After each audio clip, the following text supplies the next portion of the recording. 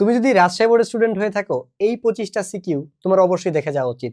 কোন 25টা সিকিউ, কিভাবে দাগাইছি, কেন এগুলা মাস্ট বি তোমার দেখে দেখে যাওয়া উচিত, এবং কেনই বা তুমি এগুলো থেকে 100% শিওর কমন পাচ্ছ, সেটা আগে তোমাকে বলে নেই। ভাইয়া যে কাজটা করছি সেটা হচ্ছে তোমাদের সিলেবাসে যতগুলা চ্যাপ্টার আছে, অধ্যায় 3, 4, 5, 6, 7 এবং 11, এই প্রত্যেকটা চ্যাপ্টার থেকে ভাইয়া প্রত্যেকটা টাইপেরই কোশ্চেন রাখছি, ঠিক আছে?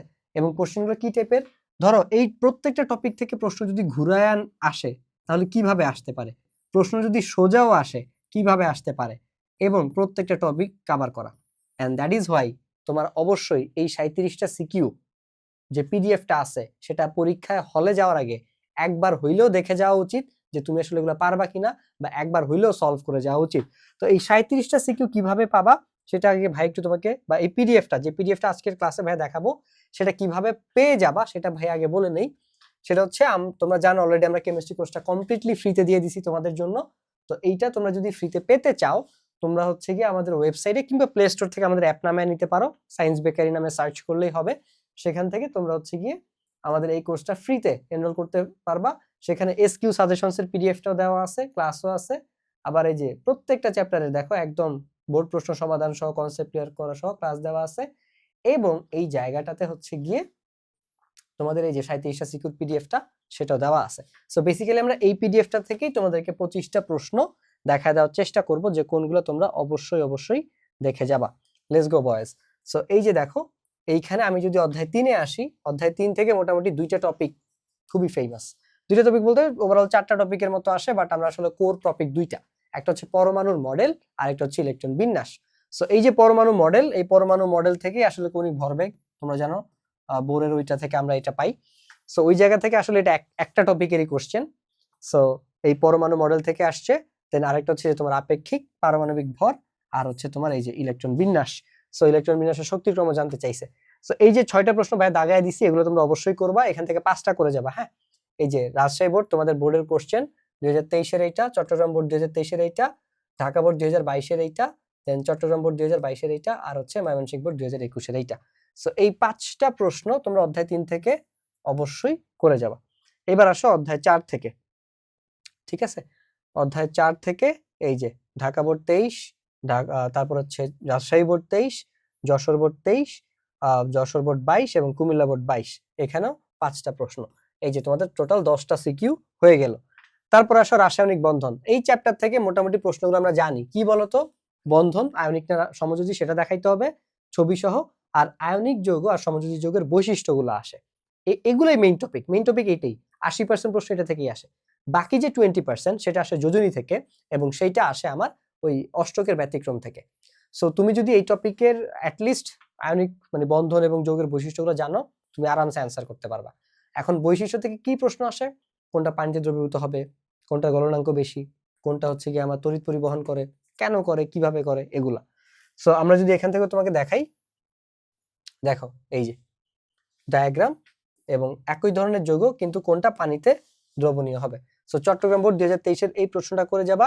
দেন অবশ্যই রাজশাহী বোর্ডের এই কোশ্চেনটাও তুমি চাইলে করে যেতে পারো, দুইটার যে কোনো একটা করলেই হবে আসলে। হ্যাঁ, দুইটার যে কোনো। সো ধরো তুমি চট্টগ্রাম লাগবে না, তুমি তোমার নিজের বোর্ডের প্রশ্নটি সলভ করে যাও। রাজশাহী বোর্ড 2022, সো এটা হচ্ছে আমাদের 11 নম্বর কোশ্চেন। দেন তুমি চাইলে এই যে গলনাঙ্ক কম কেন বেশি কেন এটা দাগাইতে পারো, এটা আমাদের 12 নম্বর কোশ্চেন। তুমি চাইলে এটাও সলভ করে যেতে পারো। তারপরে যে অষ্টকের নিয়ম, ঠিক আছে, নিয়ম মানলে বিএসসি অষ্টক নিয়ম মেনে চলে, তো এইটার কথা ভাই বলছিলাম যে অষ্টকের ব্যতিক্রম থেকে আসে। তো এইটাও তোমরা দেখে যেতে পারো, যশোর বোর্ড 2022-এর কোশ্চেন। তারপরে দেখো এইখানে এই যে বিদ্যুৎ পরিবহনের, এটাও তোমরা দেখে যেতে পারো, ঠিক আছে? সো এইটা হচ্ছে আমাদের অধ্যায় 5 থেকে। হ্যাঁ, সো আমরা অধ্যায় 5 থেকে তোমাদেরকে 4টা দাগায় দিলাম। তারপরে আসো অধ্যায় সরি, এটা হচ্ছে দিনাজপুর বোর্ডের আণবিক সংকেত। এটা পড়লে আসলে ধরো আণবিক সংকেত নির্ণয় করো এবং মোলার দ্রবণ প্রস্তুত করো। সো এটা অবশ্যই দেখে যাবা, দিনাজপুর বোর্ড 2024-এর। তারপরে দেখো এই যে পরমাণু সংখ্যা নির্ণয়, এবং হচ্ছে দ্রবণদ্বয় যদি মিশ্রিত করো তাহলে প্রমাণ অবস্থায় কত লিটার গ্যাস পাওয়া যাবে, বা তোমার মিশ্রণের দ্রব্য মানে প্রকৃতি কিরকম হবে, অ্যাসিডিক নাকি ক্ষারীয়, এই টাইপের প্রশ্নগুলো তোমরা চাইলে দেখে যেতে পারো। সো ডেফিনেটলি যশোর বোর্ডের এই কোশ্চেনটা তুমি দেখে যাবা। তারপরে আসো শতকরা সংযুক্ত এবং লিমিটিং বিক্রিয়ক। লিমিটিং বিক্রিয়ক এই প্রশ্নটা না করলেও হবে। আমি দেখো আমি অবশ্যই চাই তোমরা 37টা সিকিউ পুরাটাই দেখে যাও। সবগুলা আমি খালি 37টা থেকে মোস্ট ইম্পর্টেন্ট 25টা তোমাকে দাগায় দিতেছি। ওই 25টার মধ্যে আমি এটাকে রাখি নাই। কেন রাখি নাই আমি সেই যুক্তিও দিচ্ছি। শতকরা সংযুক্তি ইজি টপিক, নরমালি সিকিউতে আসে না। রাজশাহী বোর্ডের মতো মানে রাজশাহী বোর্ডের শতকরা সংযুক্তি আসার কথাও না। 2 নম্বর লজিক হচ্ছে লিমিটিং বিক্রিয়ক নির্ণয় করা আমাদের উৎপাদন পরিমাণ নির্ণয় করার জন্য কাজে লাগে, তাই ওইটা দাগায় দিলে এইটা দাগায় দেওয়া অটোমেটিক্যালি হয়ে যাবে, এই জন্য তাই ভাই এটা দাগায় দিইনি। সো এই যে ডেসিমূলক দ্রবণ আণবিক সংকেত আমরা অলরেডি দাগাইছি, মূলক দ্রবণ দাগাইছি, এই যে এইটা তোমরা অবশ্যই করে যাইতে পারো, ঠিক আছে। সো ধরো এইটা হচ্ছে আমাদের মোস্ট ইম্পর্টেন্টের মধ্যে 17 নাম্বার টপিক। সো এইটা তোমরা অবশ্যই করে যাইতে পারো। তারপর দেখো উদ্দীপকের এক্স এর স্থূল সংকেত নির্ণয় করো। সো এটাও এই কোনটা লিমিটিং বিক্রিয়ক হবে, সো এইটাও তোমরা হচ্ছে কি দেখে যাইতে পারো, ঠিক আছে, এইটাও দেখে যাইতে পারো। লিমিটিং বিক্রিয়ক রিলেটেড তো, এবং দুইটাই আছে। প্রতি গ্রামে অণুর সংখ্যা এবং প্রত্যাশিত উৎপাদ পাওয়া যাবে কিনা। প্রত্যাশিত উৎপাদ এই অধ্যায়ের একটা জাতীয় কোশ্চেন, ঠিক আছে। যে কি পরিমাণ লবণ তৈরি হবে, ঘনমাত্রা নির্ণয় করো। তো এগুলা মোটামুটি ইম্পর্টেন্ট। সো এগুলা তোমরা, আমি এটা তোমাকে ডেফিনেটলি দাগা দিব। এই দুইটা একই মানের মোটামুটি। এই যে ঘনমাত্রা নির্ণয় করো, ওই যে মোলার ঘনমাত্রা নির্ণয় করো, ডেসিমোলার ওই টাইপের, এটা ডিরেক্ট সূত্রের ম্যাথ, এটা পারবা। তারপরে পাত্রদ্বয় দ্রবণকে মিশালে কি পরিমাণ লবণ তৈরি হবে। সো এইটা ওই যে আমি অলরেডি বলছি যে দুইটা মিশাইলে, ধরো তারপরও দুইটা মিশাইলে তোমার কি টাইপের হচ্ছে কি। আর এটা কিন্তু আগের, এটা তুমি তোমার টেস্ট পেপারে পাবা না বাই দ্য ওয়ে। সো মানে দুইটা যখন মিলাইছো, মিলানোর পর এটা মানে কতটুকু লবণ তৈরি হবে, এটার প্রকৃতি কিরকম হবে, এটা কি অম্লীয় না ক্ষারীয়, এই টাইপের প্রশ্ন কিন্তু আসতে পারে। সো এবার দেখো সি এর জারণ মান নির্ণয় করতে বলছে, তারপরে বিক্রিয়া দুইটার উভয় সংযোজন হলেও কেবল একটা সংশ্লেষণ। এই প্রশ্নটা জাতীয়, বুঝছো। এই চ্যাপ্টার থেকে দুইটা প্রশ্ন একদম কমন, জারণ বিজারণ, লাসা তেলের নীতি। তো এই জায়গা থেকে জারণ বিজারণের মধ্যে থেকে এই যে এটা আর একটা বেশি ইম্পর্টেন্ট। সো এটা হচ্ছে আমাদের 20 নাম্বার মোস্ট ইম্পর্টেন্ট সিকিউ। এবার আসো আমরা এই যে জারণ রাসায়নিক সমাজের তাপমাত্রার প্রভাব ব্যাখ্যা করো। 2 নং কোনটি জারণ বিজারণ বিক্রিয়াকে সমর্থন করে, এইটা। সো এটাকে তুমি 21 নম্বর হিসেবে দাগাইতে পারো, কারণ এখানে কোনটা জারণ বিজারণ সেটা জানতে চাইছে, আর রাসায়নিক সাম্যাবস্থা। এই চ্যাপ্টার থেকে আর একটা কোশ্চেন আমরা দাগাইতে পারি সর্বোচ্চ। দেখাও যে জারণ বিজারণ ঘটেছে, ব্যাখ্যা করো।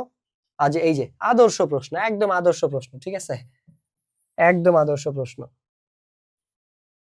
সো দেখো তারপরে যে কোনটি রাসায়নিক প্রক্রিয়া উদ্দীপকের 1 ও 2 নং প্রক্রিয়ার মধ্যে তুলনা করো। তো মোটামুটি এগুলো তোমরা পারবা। সো এইটাও একই টাইপের, ধরো এটা জারণ বিজারণ, এটা লাসা তেলের নীতি থেকে আসছে, খালি প্রশ্নটা অন্যভাবে দিছে, দ্যাটস ইট, প্রেজেন্টেশনটা ভিন্ন ছিল। সো এইবার আসো, তুমি চাইলে এটাকেও দাগাইতে পারো, এইটা না দাগায় আসলে এইটা দেখানো উচিত, কোনটা রাসায়নিক প্রক্রিয়া এবং হচ্ছে উদ্দীপকের 1 ও 2 নং প্রক্রিয়া, এটা দেখানো উচিত। 23 এবার আসো অধ্যায় 11 থেকে। দেখো অধ্যায় 11 থেকে আমি 37টা সিকিউর মধ্যে যে 5টা দাগায় দিছি, এই 5টা এমনিতেই সোজা। অসম্পৃক্ততার পরীক্ষা 5টার মধ্যে 4টাতেই এটা আছে, আর হচ্ছে অ্যাসিড তৈরি। কেন আমি এই কাজটা করছি, কারণ অধ্যায় 11 যারা পারে ওরা এমনিতেই পারে, ওরা জানে এখান থেকে প্রশ্ন কিভাবে আসবে, কিভাবে অ্যান্সার করতে হবে, কি করতে হবে না করতে হবে। বাট যারা জানে না তাদের জন্য গরিবের রবিনহুড, অসম্পৃক্ততার পরীক্ষা, আর হচ্ছে কি অ্যালকোহল প্রস্তুতি বা জৈব অ্যাসিড প্রস্তুতি, এটাই, বা যেটাকে আমরা ভিনেগার প্রস্তুতিও বলতে পারি, এটাই। সো ভাইয়া ওই 5টা ইজি দিয়ে দিছি, তুমি চাইলে এগুলো করতে পারো। এর মধ্যে আমি ডেফিনেটলি এটাকে তো অবশ্যই দাগাবো, ঠিক আছে। কারণ এই যে দেখো, একটা হচ্ছে কি তোমার অ্যালকিন থেকে এটাকে কি বলে, ফ্যাটি অ্যাসিড তৈরি করতে বলছে। আরেকটা হচ্ছে কি তোমার এই যে 1 ও 2 নং যৌগের মধ্যে কোনটা অসম্পৃক্ততার পরীক্ষা সেটা বলছে। তারপর এখান থেকে কুমিল্লা বোর্ডের প্রশ্নটা হচ্ছে কি দাগাইতে হবে, এই যে কুমিল্লা বোর্ডের, হ্যাঁ, পারস্পরিক রূপান্তর চাইছে। আর হচ্ছে কি তোমার এখান থেকে কিউ যৌগ থেকে কিভাবে জৈব অ্যাসিড প্রস্তুত করা যায়। এটা না দাগাইলেও ধরো অসম্পৃক্ততার পরীক্ষা তো আসছে, আমরা অলরেডি একটা পেয়ে গেছি। আচ্ছা কুমিল্লা বোর্ডের এটাও। সো মোটামুটি এই 25টা তুমি করে গেলে আরামসে তুমি এখান থেকে কমপক্ষে 5 থেকে 6টা সিকিউ ইনশাল্লাহ ফর শিওর কমন পাবা, ফর শিওর। এমন হইতে পারে 8টা পাবা। আর তুমি যদি পুরো 37টা সিকিউ সলভ করে যাইতে পারো, তাহলে ভাই এখান থেকে ইনশাল্লাহ 8টা কমন পাবা। কেন 8টা কমন পাবা, আমি অলরেডি যুক্তি দিছি যে আমি আসলে প্রত্যেকটা চ্যাপ্টারের মোটামুটি সবগুলো টপিকই কভার করছি, কোনো কিছু বাদ দিই নেই। অধ্যায় 11 একটু শর্ট করছি, বাট এছাড়া বাকি সবগুলো চ্যাপ্টারই সবগুলো টপিক কভার করছি। এই জন্য কমন না পায় আসলে কোনো উপায় নেই, ঠিক আছে, কমন দিতে বাধ্য। সো এই জন্য তুমি, বাট তোমার তো 8টা কমন পেয়ে লাভ নেই, লিখতে হবে 4টা। সো যে 25টা দিছি আরামসে এর মধ্যে থেকে ইনশাল্লাহ পেয়ে যাবে। বাট তারপরেও আমি সবাইকে রিকোয়েস্ট করব, তোমরা 37টা সিকিউই আসলে দেখে যাবে, এবং আমি ক্লাসও দিছি, আমি নিজে এগুলো সলভ করে দিছি। দেখো আমি নিজেই হচ্ছে এগুলো সলভ করে দিছি ইউটিউবে। আমি যদি ক্লাসটা দেখাই তোমাদেরকে, এই যে দেখো, দেখছো আমি নিজেই এই 37টা সিকিউ এখানে সলভ করে দিছি। 6 ঘন্টা 47 মিনিটের একটা ক্লাস, তোমরা চাইলে দেখে নিতে পারো। এবং এটা তোমরা ওয়েবসাইটেও এখানে বা অ্যাপ থেকেও মানে দেখে নিতে পারবা। ঠিক আছে? সো এই যে এখানে 100 এমসিকিউ ওয়ান শট ক্লাস আছে। আমাদের এই যে এখানে তোমার এসএসসির বন্ধের পরে স্কিল ডেভেলপমেন্টের জন্য একটা প্যারেন্টস মিটিং আছে। প্যারেন্টস মিটিং এর রেকর্ডিংটা এটা টিম তাণ্ডবের জন্য ছিল, তো এটা রেকর্ডিংটা তোমরা এখানে পাবা। তারপর দেখো এই যে 37টা সিকিউর পিডিএফ, তারপর যে এসকিউর একটা ক্লাস আছে 2 ঘন্টা 22 মিনিটে তোমার সমস্ত এসকিউ এবং কনসেপ্ট ক্লিয়ার হয়ে যাবে। এবং সেই এসকিউ সাজেশন মানে পিডিএফটাও আমরা দিয়ে দিছি। ঠিক আছে, সেই পিডিএফটাও আমরা দিয়ে দিছি। আর এই যে প্রত্যেকটা ক্লাস দেখো, প্রত্যেকটা তোমার ফুল সিলেবাসের পুরো কেমিস্ট্রি কোর্সটা আমরা ফ্রিতে দিয়ে দিছি। কিভাবে পাবা? অলরেডি ভাইয়া বলছি। প্লে স্টোরে যাও, search science bakery, install hour app, এবং অ্যাপের মধ্যে থেকে তুমি ফ্রিতে এই কোর্সটা এনরোল করতে পারবা। যারা অ্যাপ যাদের ফোনে সাপোর্ট করে না, তোমরা চাইলে ওয়েবসাইটে যেতে পারো sciencebakery.graphy.com, সেখানে গিয়ে তোমরা হচ্ছে এই কোর্সটা এনরোল করতে পারবা। অনেক positive review, thank you so much যারা রিভিউ দিছে কোর্স কমপ্লিট করার পরে। প্রায় 4,500 মতো স্টুডেন্ট, 4,500 মতো স্টুডেন্ট আমাদের এই কোর্সটা এনরোল করছে। তো সবাইকে অসংখ্য ধন্যবাদ। এই ছিল আমাদের ভিডিও। অন্য কোনো টপিকে যদি চাও ভিডিও, সেটা ভাইকে কমেন্ট বক্সে জানাতে পারো। আসসালামু আলাইকুম।